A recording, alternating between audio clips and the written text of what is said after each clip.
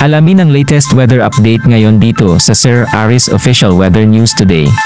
Daling araw ay lumabas rin agad ng ating Philippine Area of Responsibility itong si Bagyong Ferdy. So may international name ito na Bebingka. So isa pa rin itong tropical storm at yung latest location natin kanina alas 4 ng umaga ay sa layong 1,210 kilometers east-northeast ng extreme northern Luzon.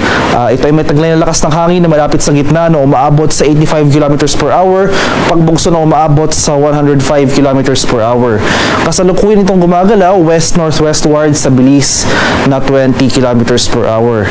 So kahit na nasa labas na ito ng ating PAR, ay makikita natin dito sa ating latest satellite images itong mga makakapal na kaulapan na umiiral sa malaking bahagi ng ating bansa ay ang patuloy na epekto ng southwest monsoon o habagat na hinahatak ng nasabing bagyo.